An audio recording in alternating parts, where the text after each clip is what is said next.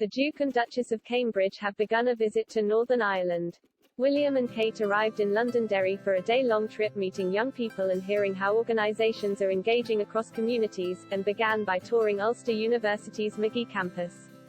The Duke and Duchess were also given the opportunity to sample some Northern Irish food and drink from whiskey and soda bread to Tayto crisps.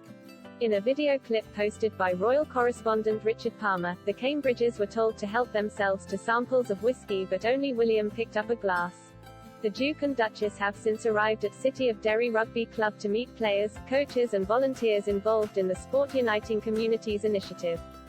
William and Kate are meeting young players taking part in activities, and hearing from local clubs about how the initiative has brought communities from different backgrounds together. Sport Uniting Communities is a collaboration between the Irish Football Association, the Ulster Gaelic Athletic Association and Ulster Rugby, aimed at promoting peace and reconciliation. It comes less than 24 hours after William and Kate attended the James Bond premiere in London. James Bond star Daniel Craig only had eyes for the Duchess of Cambridge when he complimented her dazzling gown worn to the 007 world premiere. The actor, who has stepped down from the famous role, told Kate you look jolly lovely when she wore a sparkling gold Jenny Packham gown to the global launch of No Time to Die.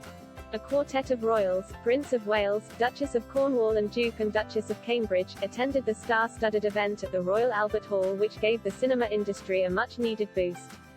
Camilla shimmered in a pale blue chiffon gown by Bruce Oldfield, and the royal men looked smart in their black ties. The royal guests trod the very large red carpet and posed together for a picture before the premiere began, after climbing flights of stairs flanked by members of the armed forces. Among the lineup who later met the royals was Oscar-winning actor Rami Malek, who joins the franchise as villain Safin, and Phoebe Waller-Bridge, one of the film's screenwriters. Tennis sensation Emma Raducanu, who looked stunning in a long gown, was among the guests, joining a number of healthcare workers and members of the armed forces as a thank you for their work during the COVID pandemic.